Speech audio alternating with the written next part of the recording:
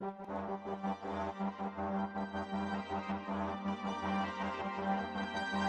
the truth to the young black youth. Proof. Proof.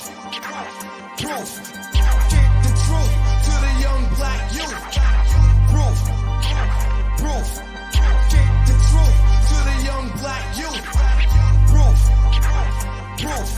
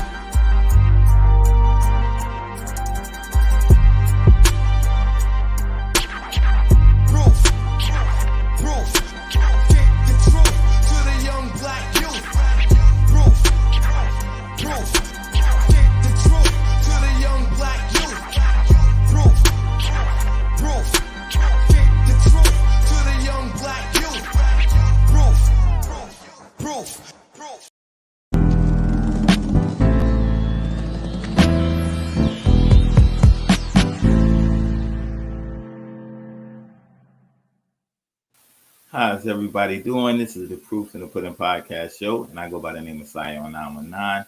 I'm excited about today's show because we're showcasing a very talented young lady. She wears multiple hats. She's doing very good things in our community. She's a licensed cosmetologist. She's a trainer, lash tech, esthetician. She's a brand manager, and more. I don't want to mess it up, so I'm gonna let her tell y'all because she does a lot.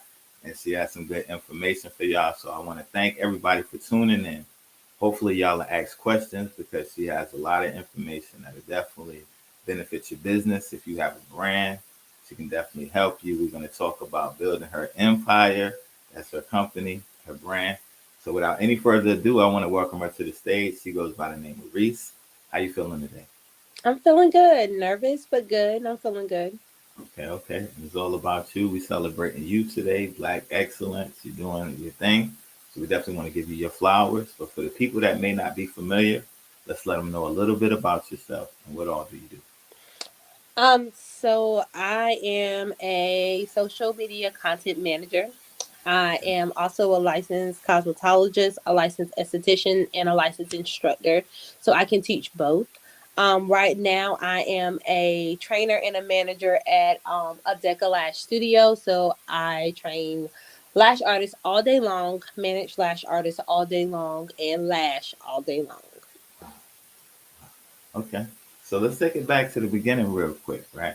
When did you first fall in love with the beauty industry? And when did you first realize this was something? I think as a child, like I said before, like I don't, my parents were just like, you need to do something. College isn't for everybody, right? You don't necessarily have to go to a 4-year college to be successful, and getting a trade doesn't mean that your degree is any less valuable than somebody who spent 4 years, 6 years, 8 years in college, right? Right. I just I'm a free spirit, so I just knew that 4 years just wasn't for me. Um, I just knew that me sitting in a classroom for 4 years was not something that was going to work out for me. I've always loved the beauty field. So when I graduated college, I went to hair school. My hair school was pretty much set up just like a college. It had a dorm and everything. So it still gave the experience of going away. I just didn't go away for 4 years. Okay. So what was that experience like when you first got into school? Like, what was that experience like making the transition? I mean, I was 18. It was my first time away from home. I was basically on my own. My roommate was from South Carolina. There was people from all over the place: South Carolina, Florida, Jamaica, everywhere. So it still gave me the college feel. Just not 4 years of doing that. So when I first got there, I mean, I'm not gonna lie, it was a lot of fun. I did a lot of partying, but I definitely was at school at 8 a.m. It's a little different than college because we are trapped by our hours. So you have to have, like a certain amount of hours in order to finish. So it's not like you can just call out of school. So if you hung over, you still going to school at 8 a.m. You got to be there. Okay, so let me ask, what part of the school of the curriculum did you enjoy the most? Because I know they teach you everything. I will say that I enjoyed all of it. I don't have anything particular that I enjoyed. I knew that once I got my cosmetology license that I would want to get my instructor's license. I think overall I just enjoyed the curriculum. Yeah. Um I think my favorite part of cosmetology is definitely cutting. Right. Um Even as a trainer, I that was one of my favorite things to do. Color is also one of my favorite things to teach, not to Oh, necessarily do. right. It's very overwhelming, time consuming, but I love to teach it. Okay. So that's cool right there. So while you were in school, you already knew, like, one day I'm going to be an instructor. Where do you think that passion came from to want to teach others? I think that I've always had that kind of influence. So it was just me just directing it somewhere else. Even in school, I would love to be, I love the how can I say? I love the curriculum part of it, right? I Right. love the fact that I want to learn about how to do it. And I think that that is what kind of inspired me to get my instructor's license because I want to teach other people to do it. That makes sense right there. And a lot of times people have the misconception that it's just hair, but you learn science, you learn chemistry. There's a lot that comes along with it. So, like, what's some of the misconceptions that you see when people come into the cosmetology department? What I hear a lot is, oh, I didn't want to go to college, so this is going to be easy. Right. And I always say, this is not as easy as you think it is, right? So I'll get these people who have done hair at home, right? Or who are these great stylists at home. And then you come in here and now you have to learn the science behind what you're doing, right? You have to learn the reason why you're mixing certain colors or learning the color wheel, right? Everybody Right. thinks like, hey, I know that red and yellow makes orange, right? Right. People think that they know that, but it does get a little bit more complicated. And I live in North Carolina, so North Carolina state board across the board, no matter what state board you take, is the hardest, right? So I always used to get people who would fail two and three times. And the misconception for other people too is that cosmetologists, estheticians, um, barbers, are taking the easy way out. But there's not a lot of people that can pass a state board. That's a There's fact. not a lot of people that can endure 10 months of learning about anatomy and different things of that nature. That's very true right there. I actually scored an 87 on the state board. So, Right. So yeah. the first time, so I took the state board three times, right? Because I have three licenses.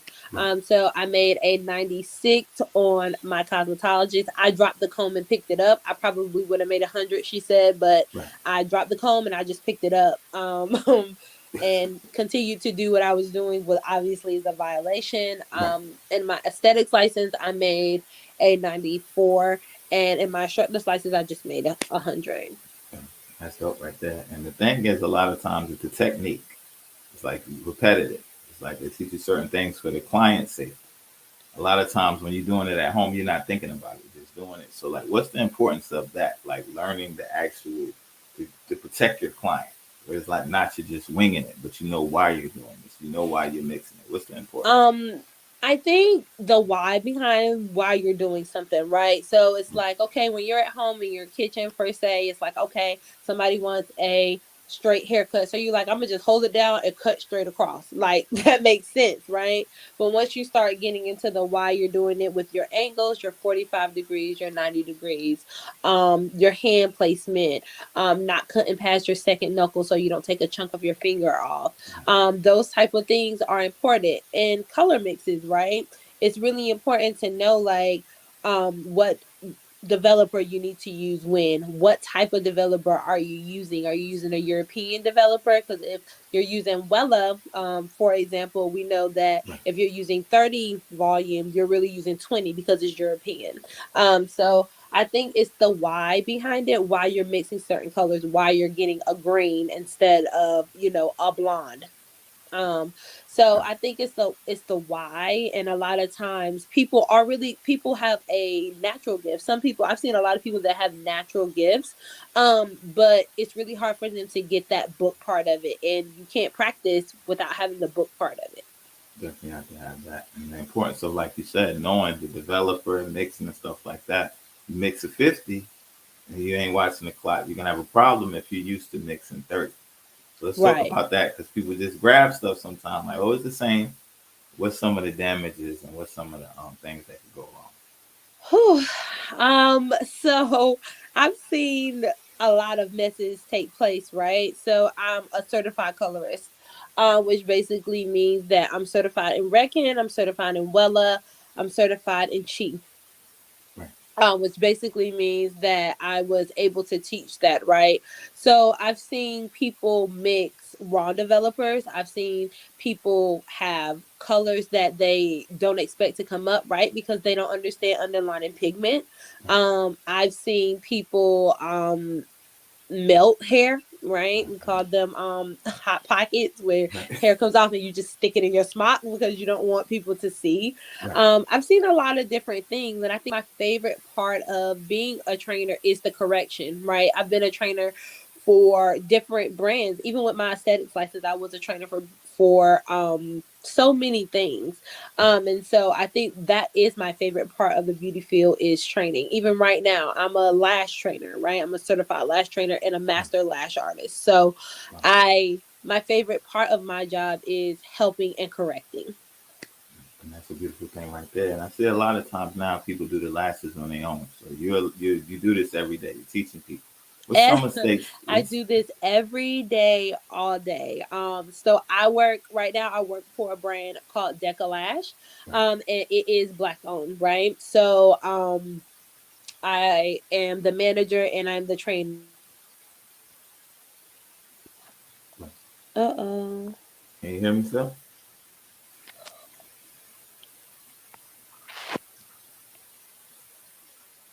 I should be right back. Sometimes when they get a call, they knock the sound off. Should be right back. We're sitting here with brand ambassador, social media manager, lash tech, hairstylist, esthetician. Pretty much she does it all when it comes to the beauty world. If y'all watching and you have questions, be sure to hit the comment box and she'll definitely ask some questions. She's right back like she never left.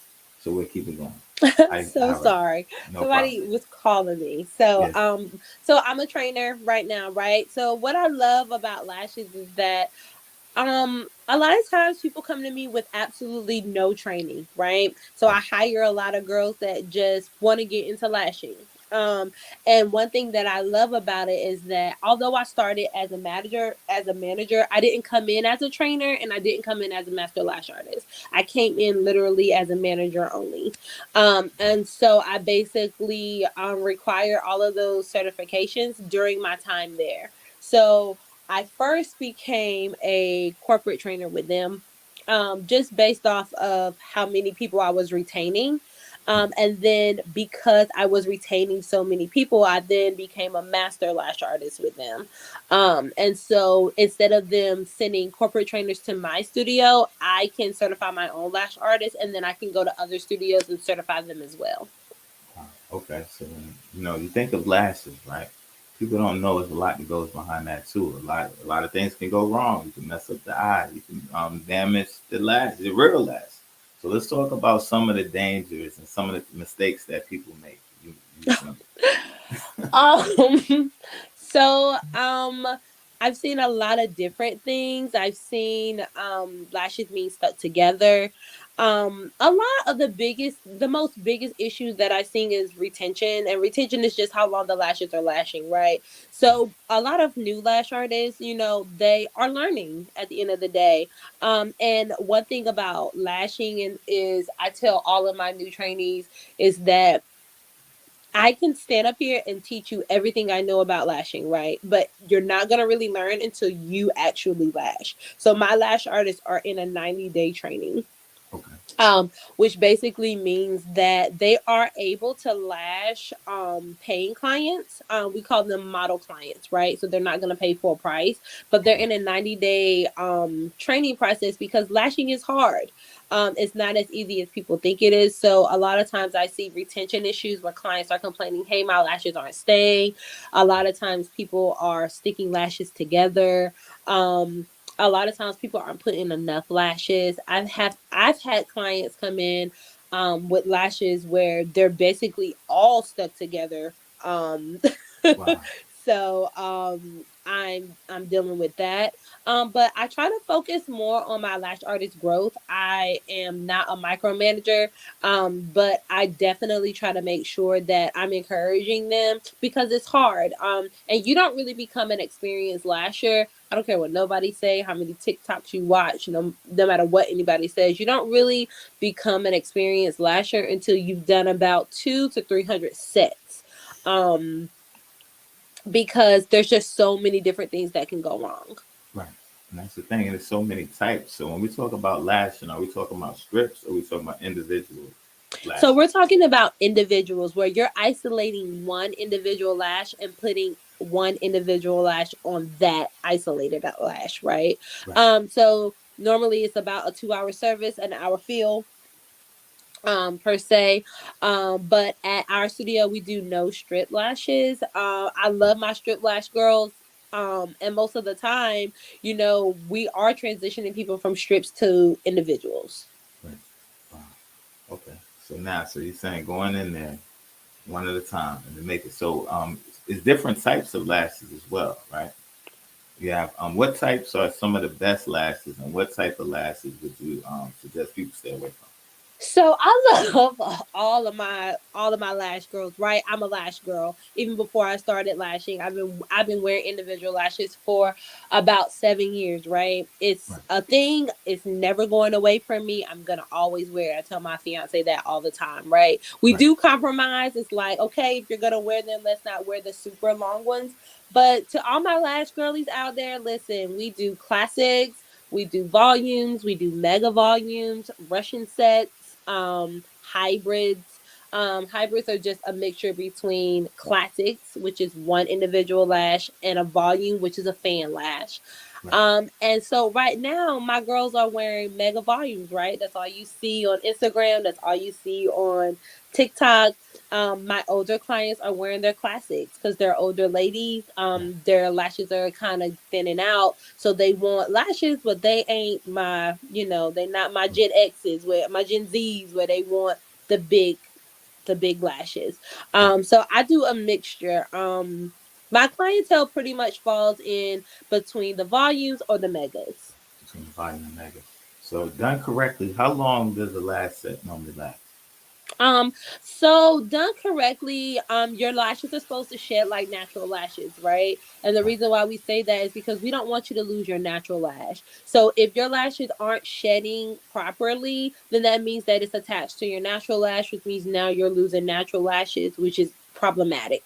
Right. So normally what I say is that you're gonna lose 2 or 3 lashes a day, right?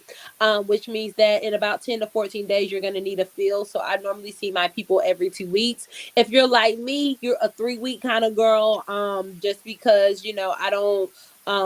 Since the pandemic, a lot of girls aren't wearing makeup because we have to wear those masks, Right. right? I'm definitely a makeup type of girl. I'm very natural beat, but most of my girls now, we're not really wearing makeup, right? So all we have are these lashes because we're wearing masks. So I'm definitely seeing a pickup in business because they're not wearing makeup and they want to feel good at the end of the day. Yeah, that's true right there. So you said 3 weeks, right? Hmm. So what are some ways do y'all use the glue? How do you install the lashes? Like how do y'all do So we use adhesive. So it? we don't Adhesive. say glue, we say Okay. adhesive, right? Adhesive. All day long, I'm correcting my lash artist, and they'll say, "Oh, I need glue," and I'll say adhesive. So we attach the natural lash to with adhesive to the actual extension. And what we do is we'll prime you first. Primer just puts a barrier between your natural lashes and the extension, right? And what it does is it helps to bond that adhesive to your natural lash. So basically, it wraps around your natural lash to protect it, and then we lay a lash on top. Wow. Okay.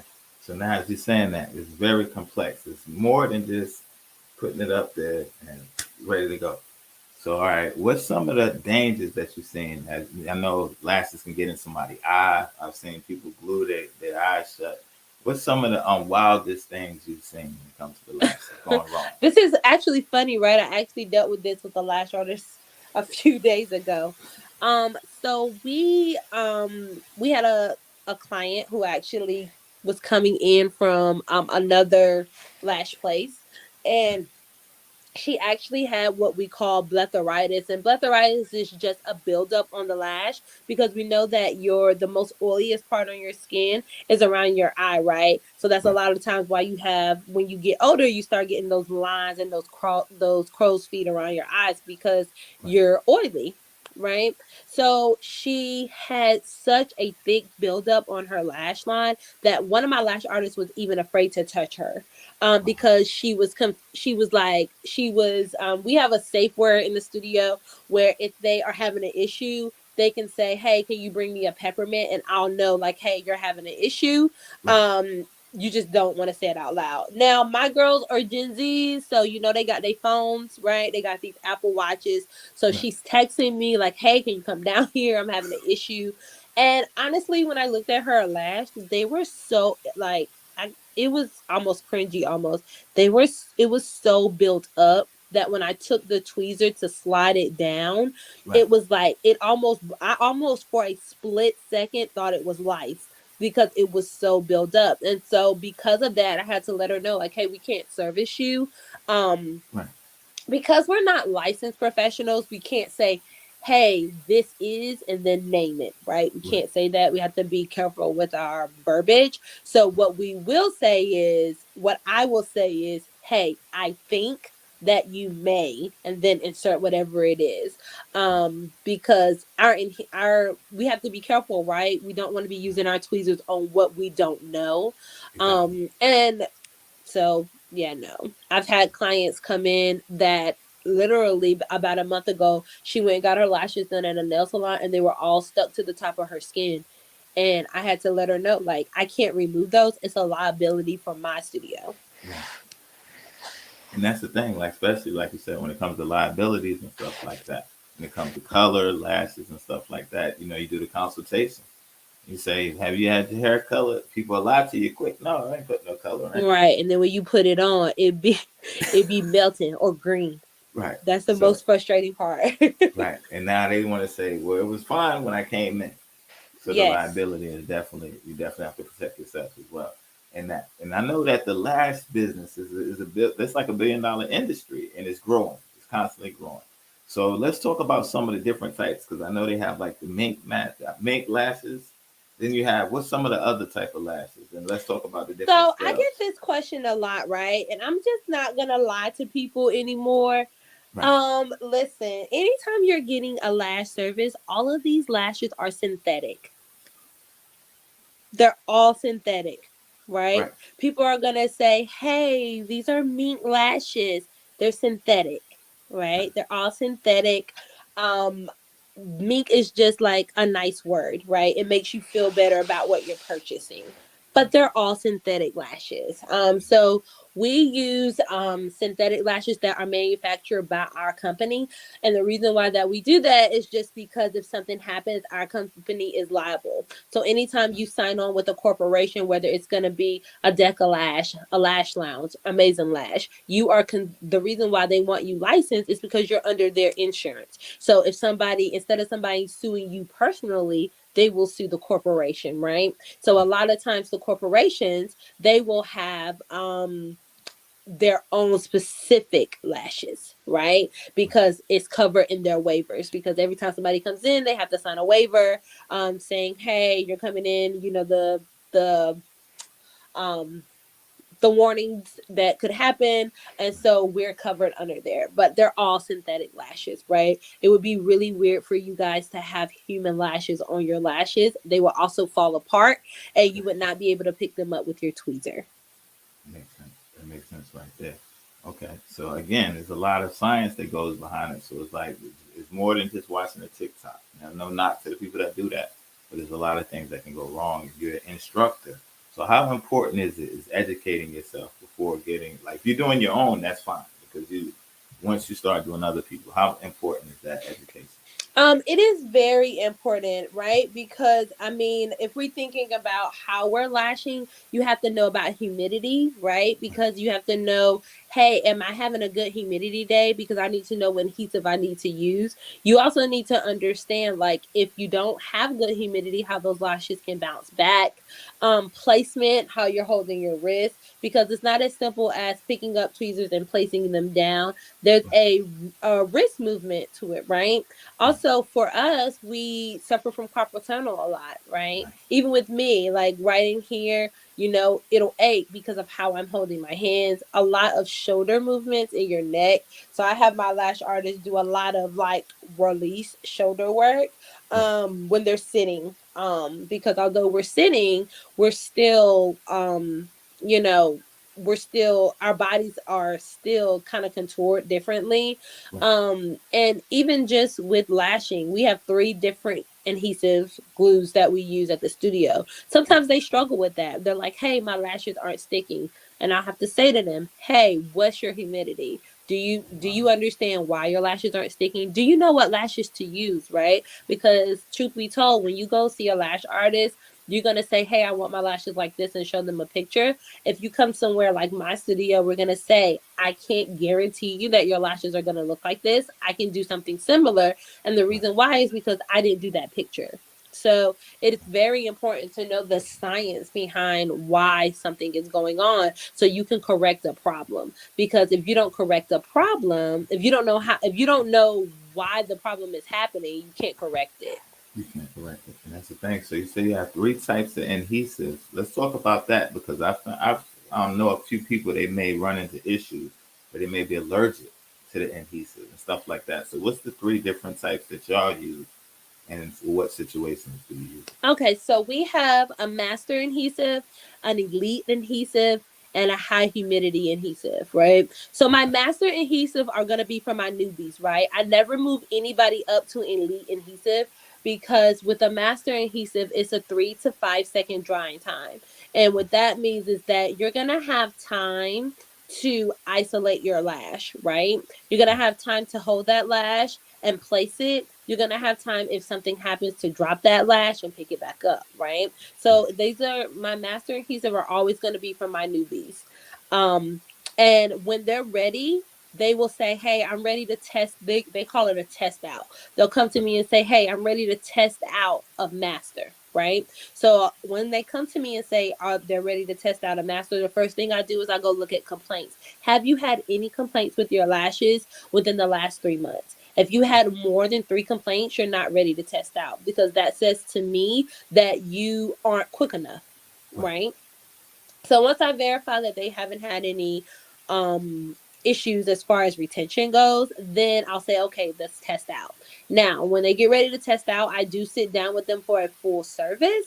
And when I'm sitting down with them for a full service, I'm looking for a couple of different things. How quickly are you moving? If your lashes are sticking together and if your lashes are bouncing back. Now, if your lashes start to stick together, that lets me know that the elite is too quick for you and you're not ready to test out yet because the elite has a drying time of 2 seconds, which basically means by the time you dip the lash, you got to be ready to place it on. Like you have no in between time. So if your lashes are sticking together, that lets me know that you're still moving slow. Now, my high humidity is going to be my summertime adhesive, right? When it's 102 out here in North Carolina and my humidity is reading 95 in my studio, that means that lashes are bouncing back and they're having a hard time attaching them. So the high humidity adhesive is going to lower your drying time, which basically means it's going to give you a little bit more time in between to kind of play around with. I also put my girls on high humidity if they're having a lot of complaints. If they start having a lot of complaints about lashes not sticking, then you're definitely gonna go on high humidity because you need a little bit more drying time. Okay, so for the people that may not know, they may be interested. They may want to get into lashing. How long is the course, and how can they get into your class? So, um, I am in a contract with my company because I'm considered a corporate trainer. And so basically what happens is this. When I'm hiring, you will get full training with my studio, free basically, right? Now you do have to sign a contract with us that basically states if you leave within a less than a year's time, then you owe us $3,000. And the reason why is because basically I'm training you, right? So we have to have some type of way to um hold people accountable so people don't come get my training and then leave, right? Now, people will say, well, how are you going to do that? The owners will report you to the credit bureau and it will go on your credit report, right? So, anytime you work for a company, you could work for DECA, you could work for Lash Lounge, you could work for Amazing Lash, you could work for Candy Lashes. They're all going to make you sign a contract. DECA is probably the shortest. I know with Lash Lounge it's 18 months. With Amazing Lash it's 18 months. Ours is only a year. Now, once you reach a year and you leave us, you pay us nothing, you're good to go. And you take all of your certification with you. So let's say that in a year's time you became a master lash artist, you became a studio trainer, and you became, you know, a team lead, right? All of those credentials will go with you. Okay, so that's dope right there. Let me ask. So if somebody was trying to get a set, right? What's the normal rate for a set? How much do they normally run for like a set? So with my studio, I always base your pay rate on experience, Right. and I'm always going to pay you hourly and commission, right? So I'm a huge advocate for this because when I was um younger, a lot of companies will only pay you commission, right? Right. Because they would want you to work and work and work and build their brand, build their clientele, Yeah. and then pay you half, right? Right. We're not doing this here, right? So I sat down with my owners. Like I said, our studio is Black owned, and I really aired my grievances, before I even got started. Listen, I've been in the business for 20 years, and this is what I've seen, and this is what doesn't work. Right. Prior to me, coming to DECA, I was a dry bar trainer. And dry bar is just a blow dry studio. That's all they do is blow dries, right? But I had about 40 girls under me, right? And what I noticed is that we had a high turnover because the hourly was so low. Right. But you were asking them to do 45-minute blowouts, right? Which means they were doing what? 8 people, 9 people a day. And then Right. they were only getting like 40% commission. Like that's not right, right? So at my studio now, I offer you a higher commission. I offer you a higher hourly, and then of course you get commission. But not only do you get commission on each set, you get commission on each set, you get commission on every membership you sell, you get commission on every product that you sell. So you're not just getting commission on one thing, you're actually making commission on three, right? And then you're getting your hourly because people don't want to work for free, right? People don't want to be at somewhere where you're only getting 50% commission. So it's like you're there for 8 hours a day. What if you do nobody? Right. Yeah. Right? So that was causing a really high turnover. Right. And that's And the beauty definitely field was already a high turnover anyway. right. It is definitely the thing is with that. Hold on, we have a question, a comment. Hold on a second. Boom. When she rose rule, Landon Price. Does that mean anything to you? No. All right. All right. All right. So we're talking about lashing and stuff like that, but not only do you do the lashing, you do the aesthetics as well. So how did you first get into that? So I'm gonna be honest with you. I only went to aesthetic school so I could teach it, right? Right. The most I hate doing facials. Wow. It makes me so sleepy. I love to give them, but I just hate doing them, right? Right. So I only went to aesthetic school to teach it. I wanted the behind the scenes of aesthetics, right? Right. Skincare. And honestly, that's what doctors' offices are hiring. They're not hiring nurses anymore. They're hiring um they call them, they're hiring estheticians, right? The only Right. thing estheticians can't do and a nurse can is give injections, right? That's So right. they're trying to lower their costs, right? So what they're Yeah. doing is they're hiring medical estheticians, which basically means you go, you get you a little, you get a certification, and then you're considered a medical esthetician. So you can work in plastic surgery office, you Wow. can work in dermatology office, you can work in any medical field. The only difference between you and that nurse is that you can't prescribe medicine and you can't give injections. So that's what I originally thought. Originally thought like, hey, maybe I do want to work more in the plastic surgery arena.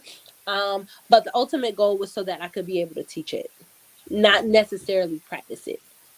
Okay. So when you talk about the skin care and stuff like that, we're talking about like people that may break out. We may be talking about sensitive Yes, I skin. originally thought like I wanted to work in a dermatology office, or I wanted to work in like a plastic surgery office. The plastic. That's what I really like. I was kind of tempering between the two. And then once I got into the aesthetics program and I completed it, I was like, oh, I feel like I want to teach it. But I encourage any of my estheticians out there, especially if you're trying to build a brand, find you a doctor's office to work at. Once you get one doctor's office on your resume, you have a plethora of other opportunities. And they don't tell you that, right? They don't tell Right. you that a lot in aesthetic school. They don't tell you that you can work in a medical office, right? But Right. that's basically what I thought I wanted to do. Okay. So knowing what you know now, if you could go back to the beginning when you first went to school, what advice would you give yourself? With all the knowledge you have now, going back to the very beginning, what would you say to yourself? Um, honestly, I feel like I feel like maybe I probably would have gotten my all of my licenses a little earlier, right? Because I originally, like, I did hair for 10 years, and then I started getting into training within my companies, and then I realized, hey, I could get paid more if I actually had a license to be an instructor. So I went back and got my instructor's license. But my I have some mentees, and I encourage them to do their licenses back to back. When you finish, if you know that the beauty field is where you want to be, then go to cosmetology school. While you're working, go back and get your instructor's license. If you feel like you want to go back and be an esthetician, get it. If you feel like you want to go ahead and become a certified lash artist, do it. If you feel like you want to be certified in microblading, get it. I can encourage people to get their certifications back to back. Right. And that's the thing, and that gives you more value and that builds your brand as well because now you have that certification behind you. You can do more than one thing. So let's talk about how did you get into the social media managing and branding and things like that. Okay, so social media was by mistake. Um, like I said, I kind of had a lot of followers on all of my platforms. And I really enjoyed supporting black owned businesses, right? Right. So I would just repost it, not thinking anything of it. I would just hit repost, no big deal. And then I started getting people in my inbox that would say, "Hey, can I pay you to post on my page? Can I pay you to post on your page? This, that, and the third." And I was like, "Oh, okay." And I was like, "Well, this could be a business." And I won't lie, I was a little I had people saying, well, you didn't go to school to do marketing or social media content or Right. this, that, and the third. And so I was like, COVID hit, and I was like, well, I'm in the house. I have nothing but time. So I watched a plethora of YouTube videos. I Right. was at Barnes and Noble sitting on the floor reading their marketing books. I would pay for seminars because I mean it was COVID. We were at home. I didn't work for 4 months. The studio was closed. And then I said, okay, I'm going to reach out to black businesses that I like, that I seen on my social media. And I did it for free. I reached out to two and I said, hey, I want to try to get into this. Is it okay if I do this for free for you? And I did it for free for two people for about a year Wow. until I guess like they started seeing a return and then they were like, I feel like we need to pay you. So then those two people are still my clients today. And one thing that I tell people about this business is that it is up and down, because if something has to go, I'm gonna always be that first one, right? Because it's considered a luxury. Right. I also wanted to help support Black businesses because a lot of times people start businesses and have no idea that they needed to be marketed. Right. Now, that's the thing right there. A lot of times you said we don't have the time, we don't have the knowledge. A lot of times it's like, so how important is that marketing? How important is building your brand? Like people think just doing their service is one thing, but the branding and marketing is another. So how important is that? So, as far as marketing goes, I will say that marketing is just a word that I use because people are more comfortable with that word. I Right. will definitely say I'm more of a social media strategist, right? So Right. basically what I do is people contact me and they say, they'll say to me, "Hey, I'm just starting a business and I'm not getting any business." All right, great. Please tell me what you're doing, right? So Right. I'm gonna try to figure out what you're doing, and then I'm gonna figure out how I can step in and help you. And a lot of times, it's just a lack of planning. For instance, I have a new client. She started a business. Hey, I'm not getting any traction. Okay, when did you launch your business? I launched it this day. What did you do prior to? Nothing. So Wow. you just woke up and you said, "Hey, I'm going to start a business," and then that's all you did. So you didn't do a 90-day cycle where you're saying things like "coming soon" or you don't have an email list, right? So there's nobody for you to send anything to once you've started this business, right? Right. You don't have a social media set up for the business. So it's really me strategizing for you, consulting you, and kind of talking you through it. I do a plethora of different things for some clients. Some clients, I just handle their email list. They'll call me and they'll say, "Hey, Reese, I'm having a sale. Can you send out 100 emails to, whoever?" I have clients where I have full control of all of their social media, where they're sending me the post. I sometimes the post is already created. Right. Sometimes I have packages where you're sending me what you want and then I create the post for you. And then I have people that I'm just strategizing with. They'll call and they're like, "Hey, I'm really trying to figure out how and where I want my business to go and how I want it to flow." Wow. Okay, and that's the thing right there. So a lot of people, right? They have businesses. They jump out there, right? It's like they have these great ideas, but like you said, they don't put the thought behind it. Where did you develop that? Is that like a given, God given gift? Or did over time did you develop that? Like where did that come I think a lot of times our gifts come I think a lot of times it is a gift, right? I from? have a natural gift of administrating, right? Even with my last business, right? I have the ability to organize, right? I have the ability to delegate. I can say, "Okay, this needs to be done. I know how to get it done. I know who to give it to. I know how to organize it. I know how to get it complete," right? Right. And I do think that that is a gift. And I think that mine kind of happened organically as far as my social media business go. But I definitely think I do have a gift of strategy, right? I can definitely give you a strategy. I think that I can definitely see why people, um, you know, thought, "Hey, she does this for a business," when in reality, I really was not. I was just doing it to be, because I wanted to support. Right. And that's the thing. So it's like you had a network, right? Because you had to have a network to share this stuff with people to start. So how did you originally build your brand? Like what were some things that helped you? As far as like my social media, that just kind of happened organically. Right. Especially like my Facebook. A lot of things were just me posting certain things. And two, like with my Instagram built organically, right? I have like almost 6,000 followers. Right. And they're real followers. People will be like, "Oh, did you pay for followers?" It's like, no, like those people actually follow me. So Right. what I would do, especially when I was growing my brand, and I encourage anybody that's listening to do this, is join different Facebook groups, right? Right. I'm in a ton of Facebook groups, Black owned Facebook groups, social media Facebook groups, anything that's going to promote my brand. And a lot of times you'll see inside of those group posts, "Hey, I'm looking for new followers," or whatever the case may be. And I'll consistently post my link, right? And Right. those different types of groups and building relationships, right?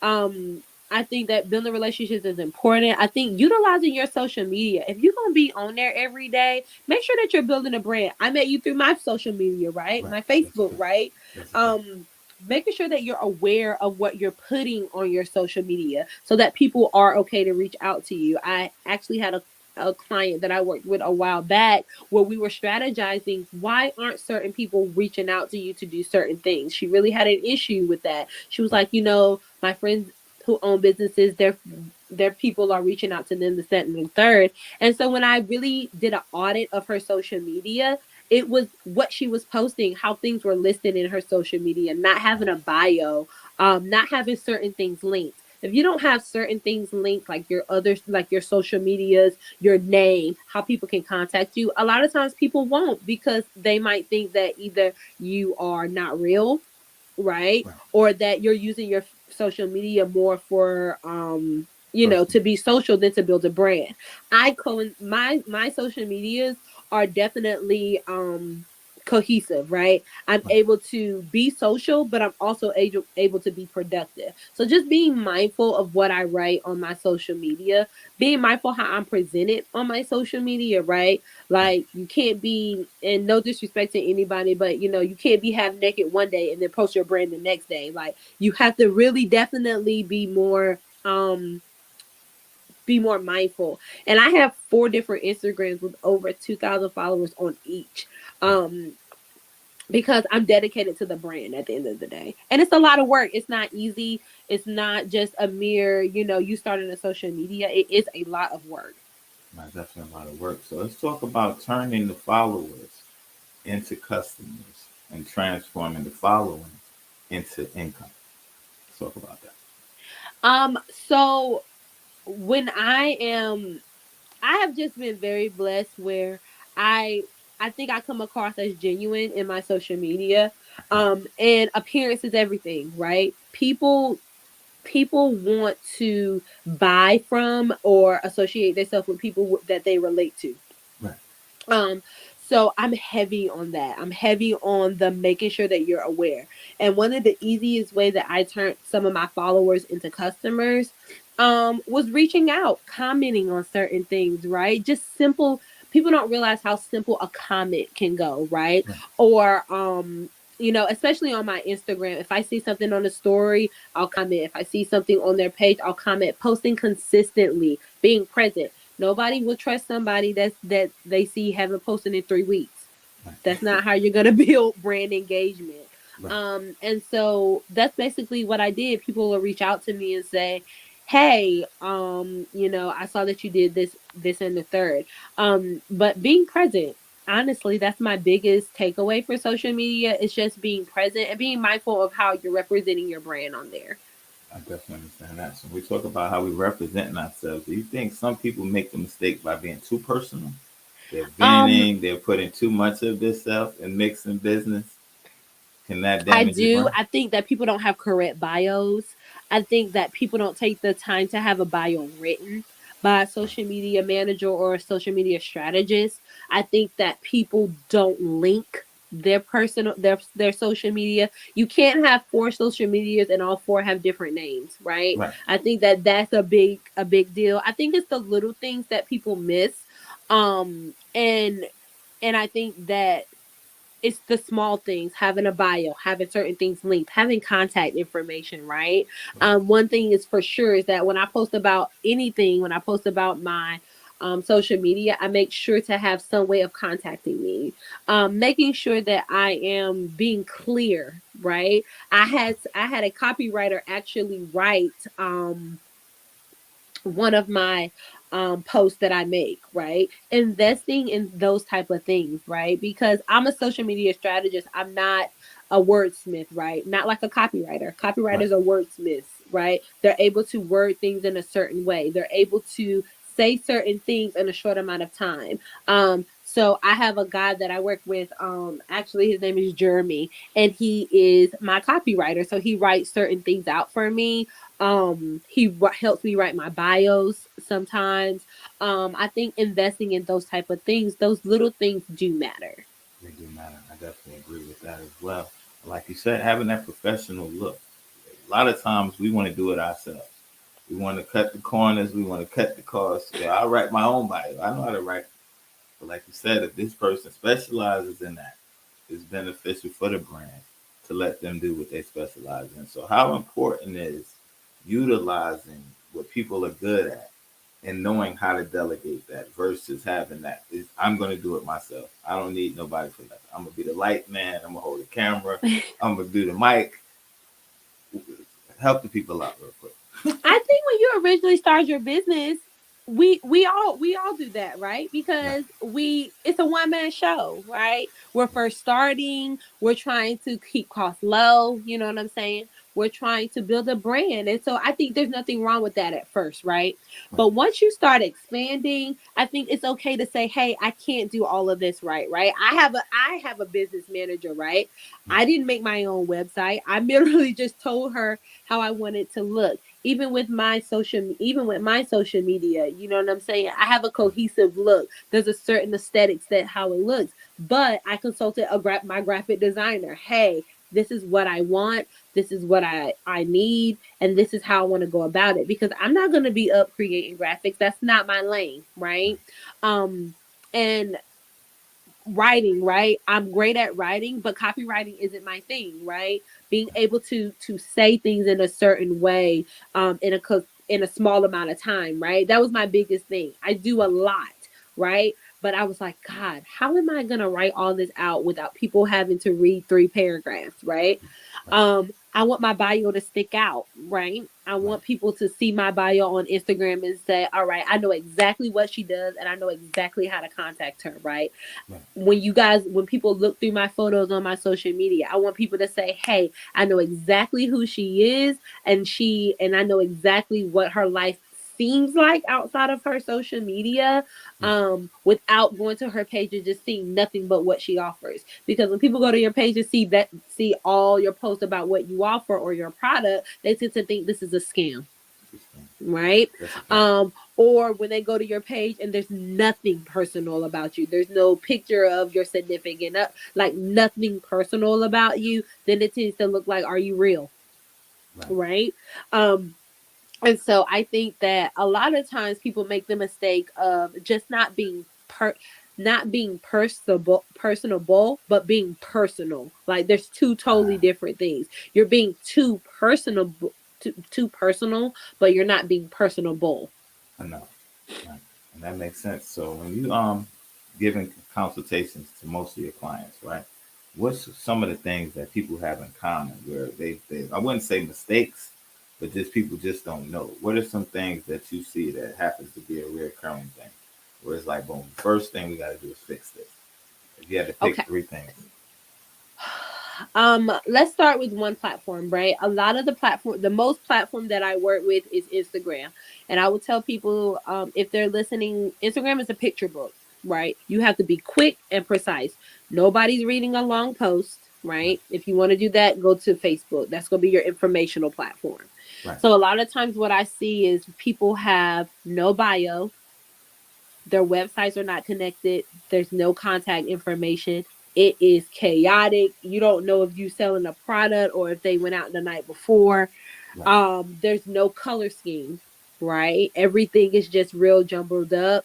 And just no overall appeal, right? It needs to be appealing, right? So when you go to my Instagram, you instantly, it's appealing. It looks cohesive. It looks professional. It looks like, hey, this person is organized. At least that's what it looks like.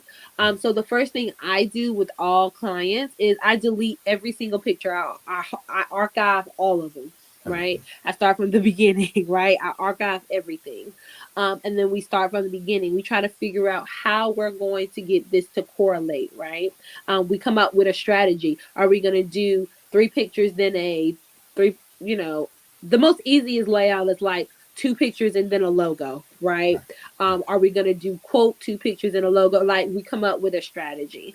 And a lot of times the biggest mistakes is not having contact information. Nothing is worse than wanting to buy from somebody and can't find how to contact them. right. That's true. Right? Nothing is worse than having a business and having no website. right? Think about how unprofessional that looks as a consumer, right? And I always tell my clients, hey, let's think before we even start talking about what you want. Let's think as a consumer. If you went to somebody's page and they had no website, what would the first thing you think? It's a scam. Right. They're not serious. They just starting out their hobby. It's not serious. Right. Right. So, yeah, those are the biggest three mistakes. No bio, no contact information. Everything's pretty chaotic. No cohesiveness. Um, no social media at all. No logo. I get tons of people with just no logo at all. Oh, wow. So that's the thing. So let me ask, because you do a bunch of things. You do hair, you do lashes, you do the esthetician work, and then you also do the social media work. So some people may say, okay, I'm promoting a little bit of hair, I'm promoting a little bit of lashes, promoting a little esthetician, then I'm promoting all on the same platform. Does that become confusing sometimes for or what advice would you give to those people that's wearing multiple hats? They may be an artist, they may be acting, and it's like it looks like the page is all over the place. What advice would you give to those type of people? Create different ones. So for example, when you go to my social media, the Reese at BHE, that's all that's on there, right? You don't see Right. me promoting anything else. Now I have a lash page that's called Lashes by Reese where I'm only doing lashes, right? And then I have a promo page where it's promo with Reese, where I'm literally just doing nothing but promotions, where people contact me and say, hey, do you mind posting? I think I have about almost 3,000 followers on that page. So I just post their information. So if you're wearing multiple hats, now if you're doing like music, acting, that can be cohesive. That can be Right. into one, right? If you're doing hair and lashes, you can make that into one, right? Right. Because that's considered the beauty field. But when it came to me, I can't correlate like lashes and my social media together, right? So I Right. had to create two different platforms. Gotcha. That makes sense right there. So I use myself for an example real quick. I'm an artist, but I'm a host of the show. Right? I do a little acting here and there. Friends might say, "Come on, jump in my movie" and something like that. So it's like I know it's my personal life, my children, all this and stuff like that. So it's like, would I have to have a personal page for the hosting, my private life page, music and movies, or is it a way to make it work where it all I sticks? would separate your personal and just create a page for your hosting music and videos, movies, because that is a similar brand, right? But I Right, would separate it from your personal because you're going to be in a different light, right? You're not on your personal page when you're with your children and you're with your girl or whatever. You're not going to be the same person as when you get in a video, right? With your right, homeboys, right? Like you're right, not going to be the same person. right, And so I think the biggest thing is to separate the two. Now, the reason why most people don't, if we're just keeping it a band, is because it's a lot of work. If you got 7,000 followers on your personal page, people are like, I'm about to intertwine that. And it sounds like a good idea, right? It sounds like, hey, but if you really break that down, how many people are really going to like that music video? And then you start losing your target audience because the people that you could have targeted for that music video are now looking at you on your personal page like, we don't want to see this. We want to see the kids, right, type of thing. so it's like, so right, it's like, you got to be careful so you don't lose your target audience. Even with me with the lashing, it's like, okay, I created my Lashes by Reese has 3,000 followers on theirs too. But I right, really had to make sure that I'm separating the two, right? Um, because you got two different audiences, right? You got family man on your page, friends, family, right. grandmas, aunts, and uncles.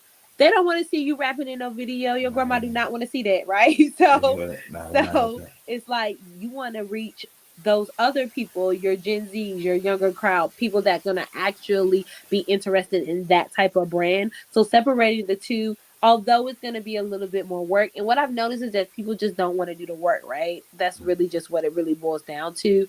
But for people that do want to do the work and separate their brands, I think that you will get more right because I have two totally different target audiences on my page. Right. That makes sense right there. So when you're doing your consultations, right, what are some of the things you're looking for? And then what are some things that's like red flags? Like, So, excuse me. I just had Bless a meeting with my business manager, right? And she was really on my head because she says I'm too nice. you. Right. Um, and so moving forward, if you don't have a logo, I'm gonna have to say, please circle back, right? Right. Um, if you're not, I think red flags to me is not having a logo, because for me it's like, how serious are you Right. about your brand? Like, how can you come and contact the content manager or strategist without having a logo? Right. Because what am I promoting, right? Right. Right. um Now, with that being said, I do have a package that I offer where you're literally doing it from zero up, right? Right. So if you're doing it from zero, that means that you woke up with an idea and now you like, all right, I'm ready to get it activated. Um, but my only biggest red flag is like no logo and no clear plan. Um, I'll have people that say, "Well, I just want you to promote it." What exactly am I promoting? Right. I need to know what I'm promoting. Do you have the cost? Do you have a website? Do you have how you're going to take your how you're going to take your money? Have you, like, what have you done that I can transfer over in order to make it visible for you? That makes sense right there. And the importance of the email list, having a call to action, and the CMR, the customer relations management. Yes. So call to actions, to me it really depends on your brand, right? Right. If you were selling lashes, there's really not a call to action for that, right? Unless you have an email list. But I'm gonna be honest with you, not a lot of people promote an email list. I have a lash website where I do sell lashes. What I did was, for 90 days I did a call to action. So for the first month, all I said was coming soon, sign up for my email list, right? Right. The second month after that, I released my logo and then the page for that, right? My call to action there was, if you follow my Instagram, I will send you a 10% off, right? So, and that was how I built my 3,000 followers. Was I did a call to action for the second month. The Right. third month, my call to action plans was anybody that signed up for my my email list and followed my Instagram page, I would put them in a drawing to win. Um, I have shirts with Lashes by Reese on it, phone cases, and socks. And so I think, like, when we're doing call to actions, we have to make it worthwhile, right? Right. And I think that email lists are great, right? When you're having a slow month, you can go open up your email list. If you got at least 100 emails, you can do an email blast, right? I think people sleep on the email list, right? They don't really think about having a email list. So definitely call to actions with your business. I worked with a client who had a beard company, and his company, he was really big on call to actions, right? Right. So he would say, okay, I'm releasing a video on YouTube. If you, the first 10 people, will get, a beard cream or something. Right. So I think when you're doing call to actions, you need to really make sure that it's worthwhile. That is worthwhile. That is Yes. something that people are gonna do. Right. That's really important right there. Let's talk about building her empire, because when I think of that, I think of legacy. I think about you setting the foundation for your children and stuff like that. So, what inspired that, and what was the vision behind BHE? Um, I really wanted to put a few things under this umbrella, right? I When I thought about building her empire, my my fiance is a financial consultant. So we definitely plan ahead, right? Right. And so for him, it's like, listen, we can have multiple things under this umbrella, but we need a bigger umbrella, right? So Right. that we can break things down. Like, for example, my daughter is 12. When she's 16, I will sign my lash business is actually in her name. I will sign that website over to her. You know what I'm Right. saying? When she's 16. Because when we're talking about generational wealth, um, our other counterparts set their children up for success, They right? definitely do. When their children leave, give them down payments on a house. When their children leave, they're getting these rental properties and different things like that. So building her empire was just a umbrella of things, right? So I have my lash business, and then I have building her empire, and then he has a business that's under my umbrella as well. Right. um and I just really want to build wealth. Getting two vending machines so I can put them in my son's name. Just trying to build wealth for my children, and just making sure like they have something as well. I want to set my children up for success just like my parents set me up. Makes sense right there. How important is that in our community? It's like, we get the rims, we got the cars, everybody want to look.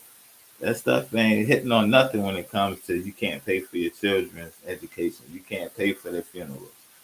We go out bad sometimes, if We that makes do, sense. we do. And I think, no life insurance, right? How many times have we seen, oh, such and such has passed away, it's a GoFundMe. And it's like, that's wild because I just seen them with thousands of dollars in a picture, right?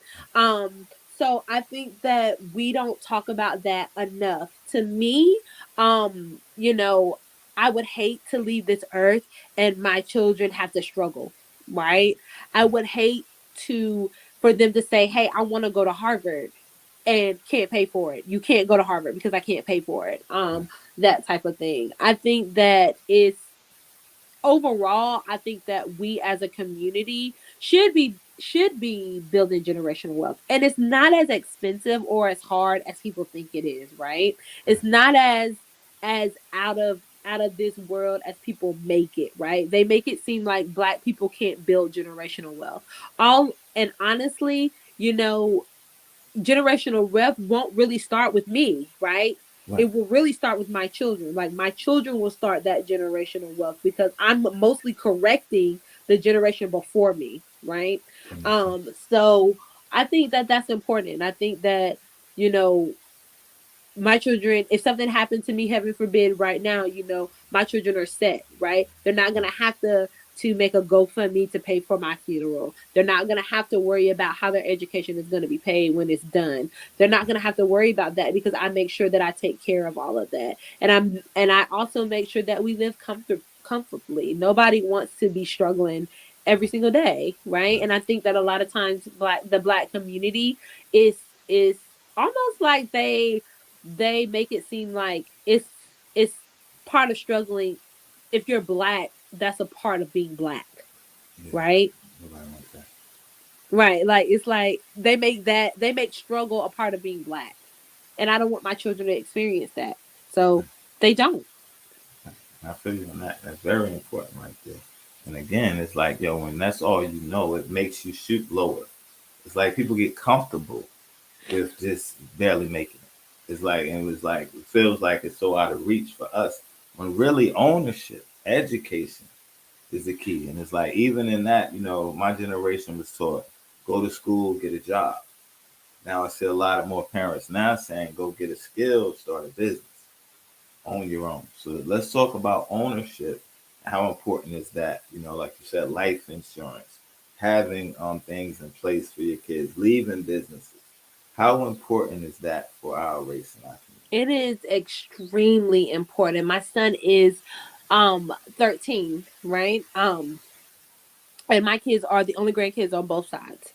Oh Lord. So he has his own business where he has a business where he basically chops up wood and sells wood, right? He has his own little signs and he makes money, right? And even with him, right? You're 13, you have your own business, right? He gets up, he works every weekend, he knows how this thing goes. He sees me do it. I'm strategizing with him. You're 13, but I'm strategizing with you. You're asking me, "Hey mom, do I need to make my signs this way? How big should my letters be? Should it be this? Should it be that?" And I think that showing them um entrepreneurship, right? Yeah. That sometimes 4 years isn't for everybody, right? 4 years isn't for everybody. Don't go to school for 4 years and waste my money when you could have took half of what I saved for you for your schooling and started a business and saved the half to buy a house, Right. right? Um, it's about teaching them that about more options, right? You can still go to school for 4 years and still have a business while you're going to school, While right? you're in school. My daughter, right? She loves to make these beads. She does like art on Converses and different things like that. And she takes it to school and she makes money, right? She asks me, "Hey, mommy, can you make me a flyer because it's Valentine's Day and I want to do this and the third." I think it's important to strategize with them to let them know that hey, you are more than sports. You are more than, and you don't have to feel bad for not wanting to go to a 4 year school. You can do 2 years and be done. You know what I'm saying? You can do no years if that's really not what you want. You know what I'm saying? But I think it's important for us to not give them the struggle mentality. I hear a lot of parents, especially black parents, sometimes that say, "Well, I had to struggle, so I want to teach them." That is not how. You know, thank God that I didn't have parents like that and that I didn't have to struggle. You know what I'm saying? My school was paid for by my parents. You know what I'm saying? I didn't have to struggle, and I want the same for my children. And I think that in our community, it's not talked about enough. I think we spend too much time talking about things that don't matter. You know what I'm saying? You know, we all like nice things, right? But if your bills aren't paid and you don't have life insurance, then it doesn't matter. Priorities. Having priorities.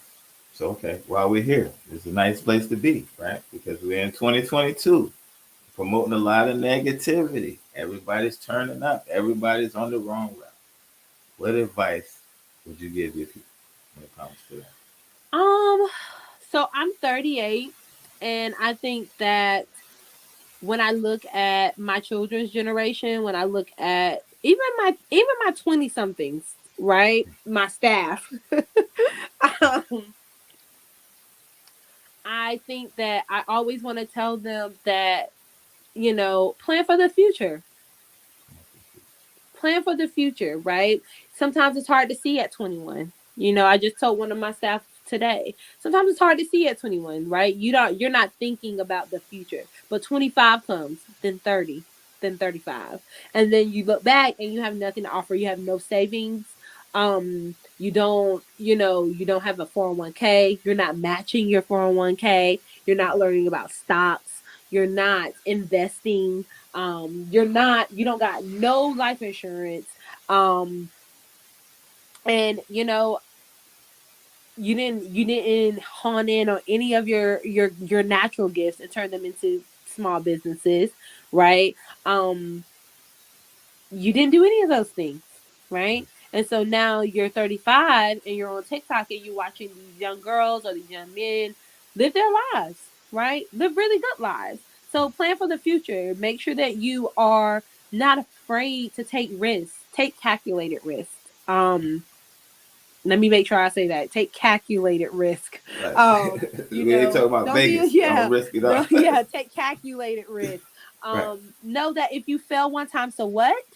Know that in business you're gonna fail. It is what it is. That's how you learn. But don't give up. Like don't be okay with being mediocre. Don't be okay with being complacent. Don't look at what other people are doing and compare it to your life because we're all in our own lanes.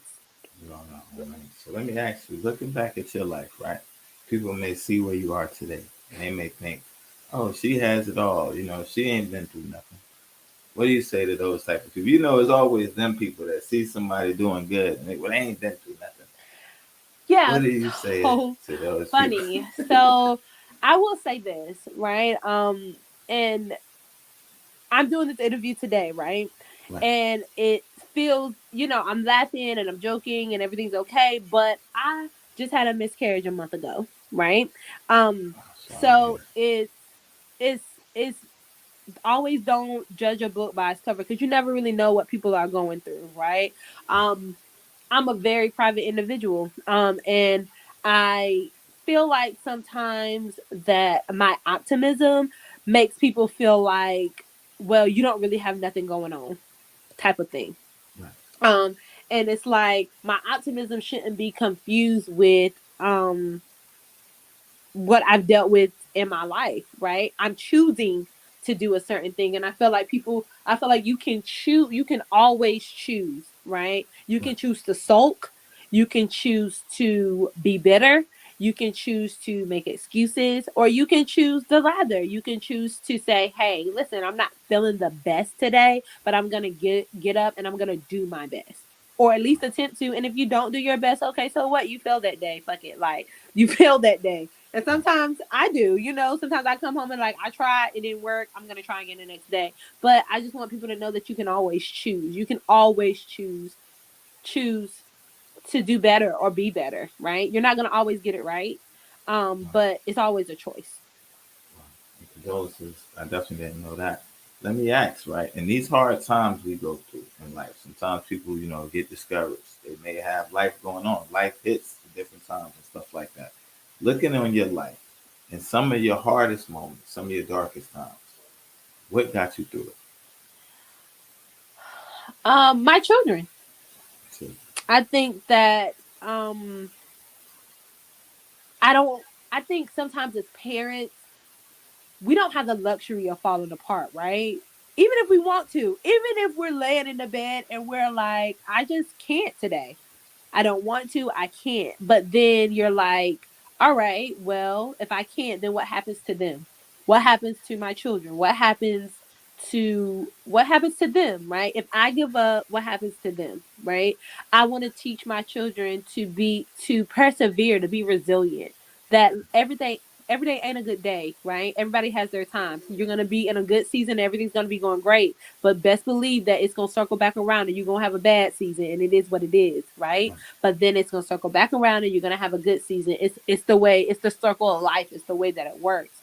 But for me, definitely my children, right? Even on my very, very, very bad days, it's I know that, hey, I just don't have the luxury of giving up. I don't have the luxury of being mediocre, and I don't have the luxury of doing the bare minimum. I don't, right? I don't. I there's people that, my children are people that I love more than I love myself, right? I have two people in my life that I love more than I love myself. So because I love them more than I love myself, sometimes how I feel don't matter, right? And I think sometimes people are selfish, right? People are very selfish, and they only think about themselves. But for me, I sometimes my feelings just don't matter. How I'm feeling that day doesn't matter because I still have to feed you. You're still gonna say, "Mommy, I'm hungry." So you know it. Sometimes you my feelings just don't matter, and so I get up and I do what I have to do because I have to. right. And I definitely understand that. And when you say that, and I'm listening to you, I hear strength. Self love is like, I can't give up. Like you say, you have a purpose, your why. For the people out there that's struggling, right? They may not have found their why. They may, they may be just going through certain things, male or female. What would you tell those people? Because like when I hear you, it's like no matter, even in the storm, I got my peace. I may be on the inside, going through what I'm going through, but I'm gonna still get it done. So it's like, is that something that you had to work on, or was that like God given, or was it like situations made you that? I think that I think all could be said, right? I think it could be God given, right? I think it could be something I also had to work on. And I could think it could also be just the way that I'm built because don't mistake it. Some people just can't, right? It is what it is. It doesn't make me a better person than that person. It just means that they, it just means that I am choosing something different, right? I'm purposing in my heart that I'm gonna do something different, right? And so even on my worst days, I would say to myself, all right, I would give myself a pep talk. Affirmations are my thing. If you follow me on my Instagram, I know you can see 1,000 quotes with the Right, same affirmation right, every single day. I repeat I repeat the same affirmations every single day because what you say forms into real life, right? So if you're saying every day, if you're saying negative things every single day, I don't feel like doing this, I don't want to do this, then that's how you're gonna feel, right? And even when I felt like that, I would still say to myself, I have to do this, right? I have to change my verbiage in things. And it's difficult. That part is a learned thing. That is definitely a learned thing. Even my mother sometimes would say to me, my mother will correct my verbiage immediately. Like if I Right. say something, she'll say no, and we'll correct my verbiage. So that was something that I learned from her.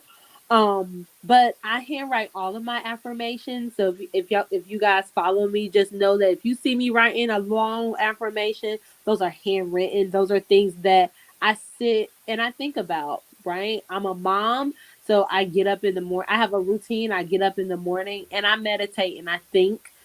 Right. I find things to be grateful for, and sometimes you can't find things to be grateful for. There have been days where I'm like, I'm just thankful to be breathing, but that's still something to be thankful for. So I think that if you are experiencing some hard times, one thing that I believe one thing the devil does a lot is try to isolate you and make you think you're the only one. And I just want people to know, like, listen, we all get discouraged. We all get to a point where it's just kind of like, I'm not sure. But there's always light at the end of the tunnel, even if you don't feel like it, right? And I think for me, I just press through. I'm definitely resilient. I think that I'm definitely gonna push through regardless of anything. And that's the thing. You're going to keep prospering. You're going to keep elevating. You said a key thing when it comes to the verbiage, the power of words. A lot of times, things that were spoken of us, our parents may have not known any of that. They may say things. We believe it. You're never going to be nothing. You're just like your father. You're not going to amount to nothing. Why are you so bad? You just hot in the pants. Things people say. How important is not accepting these words if it's negative? Speaking positive, rejecting the negative.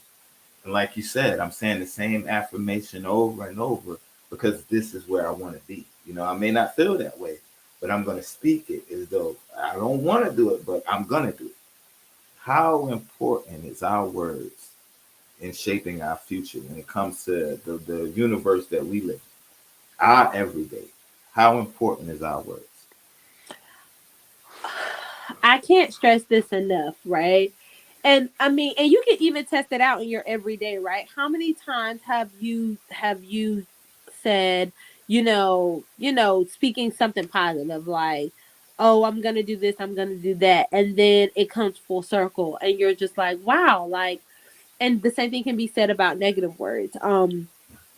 I think I'll tell you this. I think that when I was when I was um coming up in like my career, I was always the youngest and I was always the black girl, right? When you work in corporate America, there's not a lot of people that look like me, right? Right, And so I would hear a lot, right? My poor mom, my mom was the one that really, really, really, really stuck it to me. right, um, and I would hear that I was aggressive, that I was confrontational, that I was combative. And these are terms that they use in the corporate world for black women to silence them, right, right?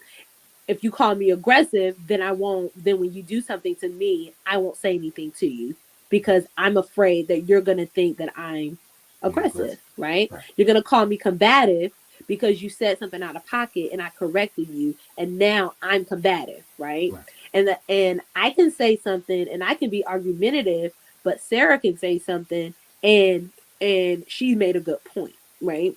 right, So in my corporate career, when I was moving up, like being a corporate trainer, that was hard for me, right? Because then I would question, like, well, am I aggressive? Am I this? Am I that?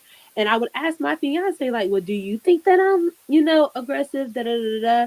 And people say all the time, oh, you shouldn't listen to what people say. But after a while, when right, you're after hearing it over and over again, you do. The human nature is to say, okay, is it me?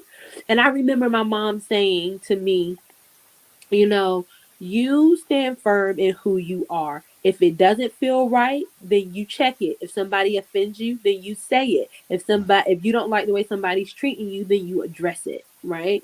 And so I would go into these corporate meetings and I would hear her all the time. I would hear her say it all the time. And they would and I finally got to a point in my career where, even sometimes my lash artists, they'll say to me, "Oh, that was mean." Right. And it's like, no, it's not mean. It's assertive. Right. Right. And so with my younger lash artists, especially my black girls, right, especially my brown skinned girls, when they start saying, "Oh, did I sound aggressive?" I correct them immediately. Hey, no, that's how you feel. That's what it is. Right. Right. Don't let anybody make you gaslight you into making you feel like what you're doing is wrong. And so I will say that words do matter. And that was a learned trait for me that I had to say to myself, I had to be confident in myself, right? And also confident in my skill when you're surrounded, and when you're a corporate trainer and you're surrounded with 20 white girls and you're the only black girl out there in California in a corporate training, it can get intimidating. Um, but they're really intimidated of you, and it's the opposite, right? So Right. I think words do matter, but you got to be able to sort that out, and you got to be able to distinguish when somebody is saying something when it's true. You got to be able to discern when somebody is saying something that might be true, and discern when somebody's saying something to gaslight you, to make you feel like, to make them feel better about condemning something that you're doing. And that's a powerful point right there. I hear a lot of confidence, right? I can tell you were raised right. I can tell you got the right people around you. All that stuff matters because sometimes we doubt ourselves. It's like we take, like you said, we start second guessing our own. We know we're not tripping, but it's like now we start to question when you have the wrong people around you. So how important is it having a strong foundation, a support system, and connecting with the right people? How important is that? Majorly important, right? So I my owner, right? My owner, I'm 38, my owner is 29, right? Her and her husband own our studio, right? Our studio is located on Creedmoor, but by um right off of Creedmoor by Crabtree, right? Okay. So we are surrounded in a predominantly white area. So it's literally Crabtree, and then behind us is Six Forks. Then up the street is Bar Creek. Then behind us is Glenwood. So basically, our clientele is pretty bougie, right? We get a Right. lot of people that come in. Our team is mostly black. So when they come into our studio, because of the area, they automatically assume that we're white. So my owner, she is, when you talk about being in network with people, she is like the top, like you talking about black girl excellence. I'm talking about black girl excellence. Graduated from A&T. She's Wow. gonna have 5 deck of lashes. Right, our studio is the first one. She'll open one every year until we have five. She has about 10. Her and her husband own about 10 properties. She has another business, which is called Diamond Dynasty, which is basically like hair vending machines all over the state. I mean, the epitome of black girl excellence, right? Right. And so Airbnbs, all types of things, right? Just generational wealth, young, motivated. And so with me being 38, I really admire that about her. Super humble, very does not, she would kill me if she even knew that I was even talking about her. Right. Very humble, does not like the spotlight. When we have grand openings and things, she lets people think I'm the owner because she doesn't like the limelight. Right. um but being in good company, right, being around people where you want to be, right, not having that envy mentality, right. So I sit with her a lot, and I pick her brain. I try to figure out exactly how you got to where you were, because listen, you're 29 and I'm 38, and I'm trying to figure out your life lessons, right? I want to Right. know how you were able to get all of these properties and build all of this wealth and different things like that. And then vice versa, she's taking from my life experience. She asks me 1,000 questions about all types of things. So being in good network with people is important, and you got to be able to put your pride aside sometimes, because envy and jealousy starts working in people. And so a lot of times in our community we can't even build with one another because we so busy worried about what somebody else got and hating on them. Right. She was the one that helped me learn how to get my Airbnbs, um, the vending machines, all of that. And so network is so important. And sometimes people are brought into your life for those specific reasons, right? I'm speaking affirmations into myself every day. One of my affirmations, I am a wealthy Black woman. And here I am aligned with a, a Black wealthy woman, right? Right. So words are so important. I say, hey, I want to build generational wealth with my affirmations. One of my affirmations is I want to build consistent financial stability. And here I am working with somebody who has financial stability. So words are so important, but you have to be able to recognize those connections in your life. That's very true right there. Congratulations on the engagement and things like that. How important is that solid foundation, having somebody to support you because you're a mom, you're a business owner, like you say, you're doing a million things. How do you find balance in your regular life, the business life, the strategizing life, and to hold it all together? And how important is it having a partner that understands, that's on the same page with you? Because I see a lot of times in relationships, they're almost in competition. It's like almost unbalanced. So how important is that, having that stability and having somebody that's in your corner? Um, so one thing I will say about him is that he definitely lets me be me. He isn't afraid of my personality, right? Because I have a strong personality, right? That's pretty given. Um, and so having somebody that so all day I tell people what to do. So I'm actually working in a lot of alpha energy all day long, right? Right. I'm telling people what to do. I'm telling people where to do this and this, that, and the third. And so when I'm with him, I'm not this person, right? I'm not um this assertive person at all, right? I don't have to be with him. I am a fiance, a girl, right? Right. I'm with somebody who understands my personality. I'm with somebody who understands that I'm leading all day. So when I'm with you, I don't want to lead. I don't Right. want to have to make every single decision. And he lets me rest in that, right? For a lack of a better phrase, he lets me rest in my femininity, right? He encourages me and he'll tell me, "Hey, I think you're working a little bit too hard. I think you need a break." And because I respect him, I listen, right? He does a lot of my financial work because he's a financial analyst. So he does a lot of my financial work as far as like for my businesses. He consults me with my businesses, right? Like, hey, as far as money goes, or this, that, and the third. So I think it's super important to have a partner that knows you. And people and women with my personality find it really hard to find men who aren't intimidated, for lack of a better word, by women that have as much going on as I do. Right? I've dated people before who would make me feel bad, who would say, "Oh, you want too much out of life," or this, that, and the third.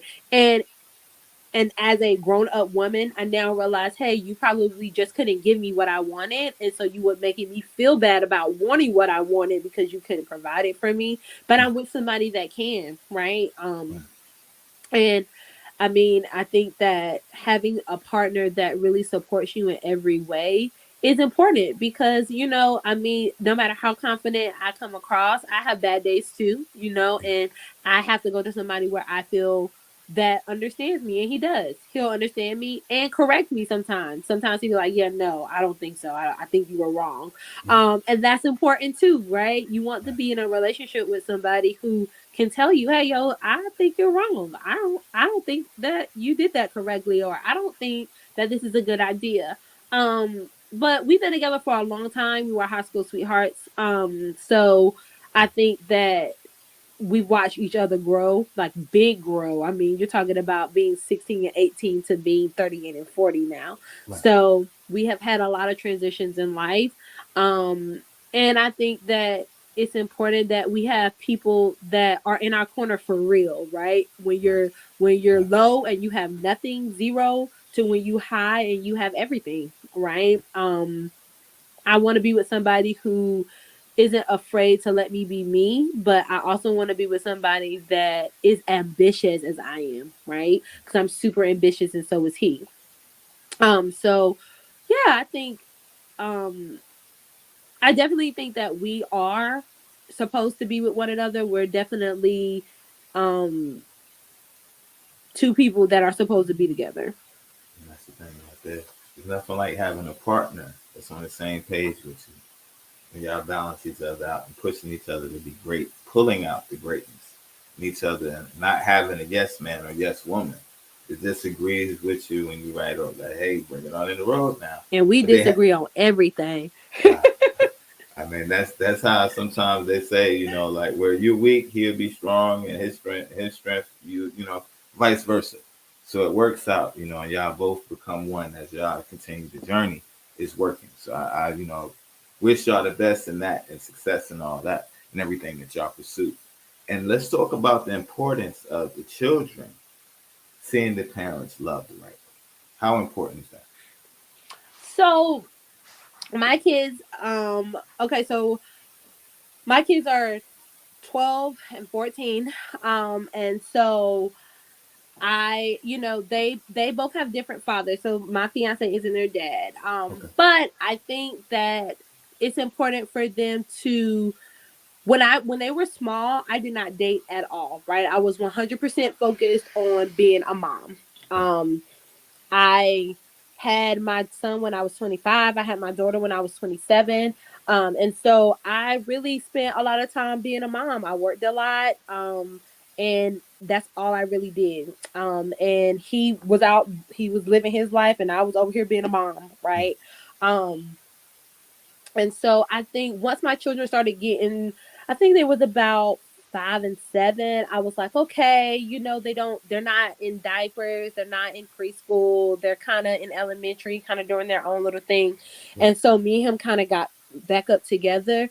Um, and I think like he has a wonderful relationship with my children. I think it's important for my children to see, a healthy relationship between a man and a woman, whether it's with their dad or not. My daughter's father is married. And so she sees that healthy dynamic with her father Right. when she's with him. And then when she's with me, she sees the healthy dynamic between me and my fiance. And my son sees that healthy dynamic between me and my fiance as well. And I think it's important for my daughter, right? I think that my daughter as far as my daughter is concerned, it's important for girls, for black girls especially, to know what it feels like to have a good representation of a man, right? My parents are still together. I'm 38. They've been married for 38 years. And, I had a good representation of what men are supposed to do, right? Right. So there wasn't a lot of, I I think for me, I the biggest thing I wanted my daughter, what I didn't want my daughter to see is men running in and out my house. That was a no, right? Right. I don't want her to see me with multiple men or multiple relationships. That was my biggest thing. Right. And she hasn't. I've been with him since she's been 5. And she's 12, you know. That's a blessing right there. So I think that, the biggest thing with children is seeing healthy dynamics, right? And if it's not a healthy dynamic, just because that's your baby daddy or your baby mama doesn't mean anything. And just because y'all aren't together doesn't mean that you can't have a healthy dynamic. We have really healthy dynamics, right? We don't have any chaos. I don't want my children to see chaos. I never did. And I made that very clear. So as far as my children are concerned, I wanted my children to know, like, hey, I put not even know. I focused on my children. That's what I did, right? I made sure that I spent time with them when they were young, because you can't get that time back. I made sure that I put them first, and I always will. And with that being said, I was a mom before I was anything. And I'm always going to put them first. I'm always going to do what's best for them. And I made that very clear to him, that I'm always going to be a mom first. And we casually dated, and then we got engaged, and then he met my children, and then we went on from there. But I always will protect my children, and I'm always going to make sure that they see the healthy part of relationships, especially between black men and black women. That's really important right there. And that's the thing right there that's needed right now, because with the media, with the music, with the TV, you see a representation that's not is not so productive. It's not so healthy. You see a lot of toxic. You hear, if you're watching the wrong stuff, if you're listening to the wrong energy, taking the stuff in your spirit, you begin to think that this is the way when it's not. So it's very important to see, okay, my dad loving my mom, so that's how I should be treated. Or my father loving his woman, so that's how a man feels. So it's very important, even with the sons watching their dad or watching a man love their mother, to give them an example of this is love and this is how you treat a woman. And vice versa for our women, this is how you should be treated. You should be treated as a queen, not lower your standard. So that's very important. So a lot of people, they need to, have that mindset, because it is important, and it's shaping the future, because our kids come up, they're the next generation. So it's like they don't have a blueprint, or, they grew up in toxic situations, or they grew up in traumatic experiences. It becomes a cycle, and we want to break those cycles and stuff like that. So I see you inspiring other people as well. So like, yo, do you see any motivation of speaking, getting with women and stuff like that, empowering women in your future, or no? So I am actually I'm actually more shy than people think. Right. This is a persona, because the on the inside of my body is a little person that's just like really going like this. But um a lot of people have asked me that. I think that is in my future, whether I want to or not. Um I think that it's one of my passions. And I think, a lot of times without realizing, I do influence people a lot without realizing that I'm doing it. But yeah, I think so. I think my main concern is just my younger girls, right? A lot of my team, even at work, are just younger girls, right? And I just think that a lot of times the black women are told that they can't do this, or they don't deserve that, or whatever the case may be. But listen, life is possible. We all make mistakes, right? I was told, okay, well, you got two kids and you got two baby daddies, nobody's gonna ever want to marry you, type of thing. By some black men, right? And so it's just kind of like, that's wild to me, to even to even hear. And I see young girls sometimes, and they have these children, and they're feeling hopeless, right? They're feeling like they have no way out. So yeah, I do think that it is in my future. I've been trying to stay away from it, but it's just been coming to me, right? So I think it's definitely in my future, and I think it is a passion of mine. We I think we as a community just need to care a little bit more. I know everybody's on this wave of, if it don't affect me, it's not for me, or if it doesn't affect me, then, I don't care, type of thing. But I don't know. My heart is just not built that way. I have to check my heart a lot of times at the door. I call my mom or my fiance all the time, and I'm like, please talk me out of trying to help this person, right? And people are jaded in life, right? Because things have happened to them. But I don't know. I don't know why I'm not built like that. Like, no matter what I've gone on in my life, I still have a heart for people, especially people that look like me. That's the thing. That's the thing. When you have a heart like that, you can't do nothing but win. Because, like, even with your success, you're setting up your children. You're going to set up as they establish. I'm pretty sure they're gonna have a heart like you. It's gonna My turn daughter around, does. Yeah, and I be having and to remind her sometimes. Like, man, we cannot say the world, or we cannot say. right, but you can influence the world around you, and you can change the people around you, and that's what you're doing. And today we wanted to celebrate you for that. So let I me ask. appreciate you for having me. This was a lot of fun. It definitely was an honor to have you up here. Is there anything that I might have forgot that the people need to know that you have going on? Um, no, I think that you pretty much covered everything. I had a blast talking. Normally, I am very shy, but this was good for me, right? This was really good for me. And I really appreciate you having me.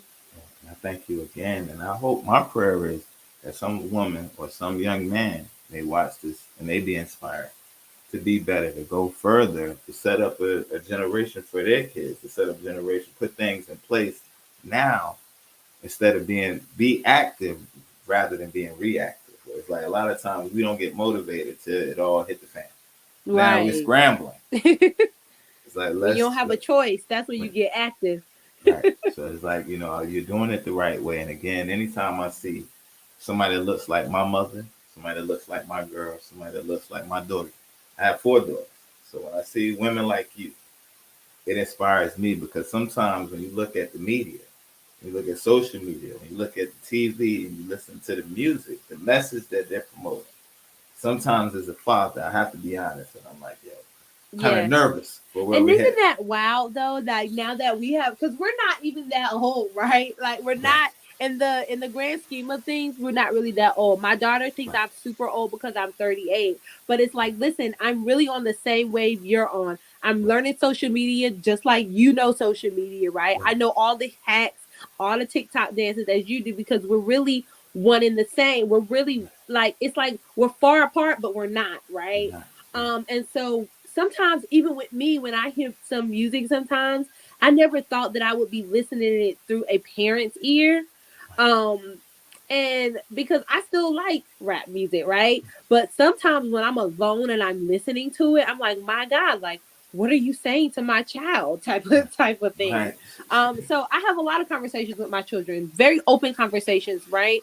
right, I feel like my generation, with my parents, my I feel like sometimes our generation wasn't as open. I feel like these are different type of kids. right, So these kids ain't the type of kids where you're gonna be like, well, just do what I say.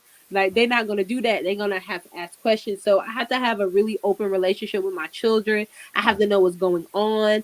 I have to know what you're thinking, right? My biggest fear, biggest heartbreak is these suicide with children, these suicidal thoughts that these children are having, the need to feel to in your life at right, 12, 13. Like my God, like you feel hopeless at that age. So I'm constantly having these open conversations. My poor son, I'll text him like, hey, you feel like harming yourself? He'll be like, no, why would I want to do that? But it's like I have to know, I have to ask. These are things that we have to ask. And as parents, I think it's wild to me that now as a parent I see things definitely through a different lens, right? You have right. 4 girls, my God, your heart probably just can't take it.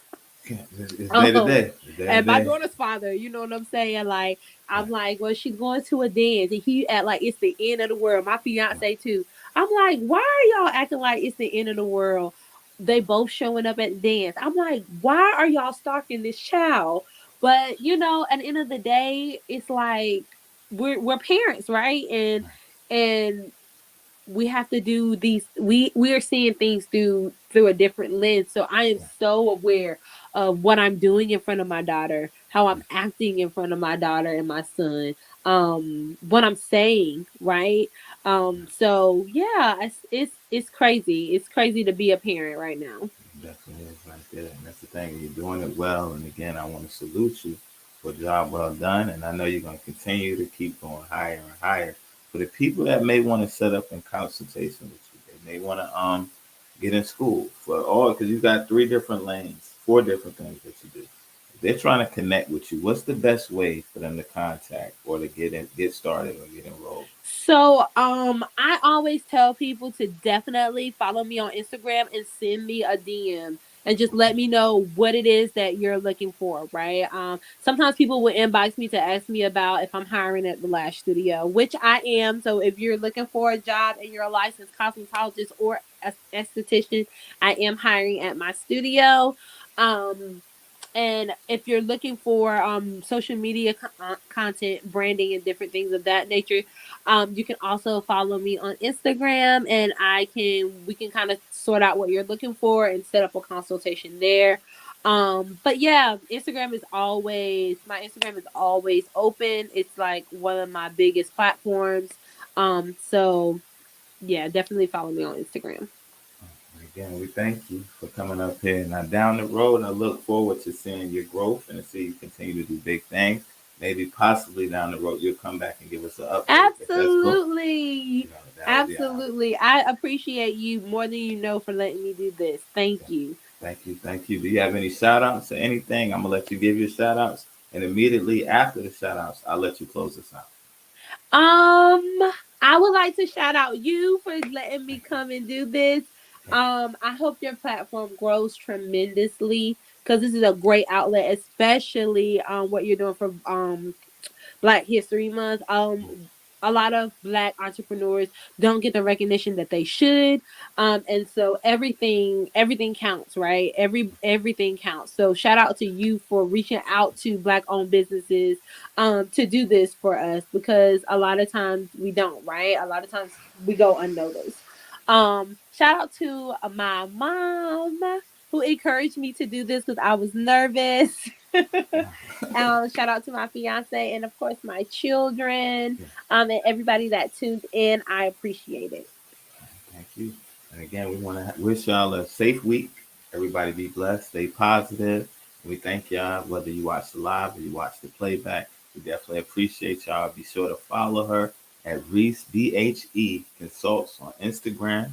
You want to tell them your Facebook or is Instagram the best place for them to follow? My Facebook, y'all, I'm not gonna lie, I'm gonna tell y'all my Facebook, but it's about 300 requests over there. But it's Rese Ivory on Facebook. But I'm not gonna lie, y'all, it's a lot of requests, so I'm gonna have to sweep through them. Okay. All right. And again, we thank you and we look forward to having you back in the future. Salute to you and your fiance. We want to thank all your supporters for tuning in as well. Continue to keep doing great things. Continue to be an example in the world because we need that right now. And with everything going on, with the way the world is set up, with the crime, the violence, every time you turn on the news, it's a breath of fresh air to see positivity and see people still having a genuine heart, helping other people. So salute to you and your family as well. And again, we thank everybody for tuning in. This was The Proof and the Pudding Podcast Show, and I go by the name of Sion 919. Today we're honoring our guest. She goes by the name Rese. Yeah, y'all be sure to support her. And we thank y'all. Y'all have a blessed week and a great night.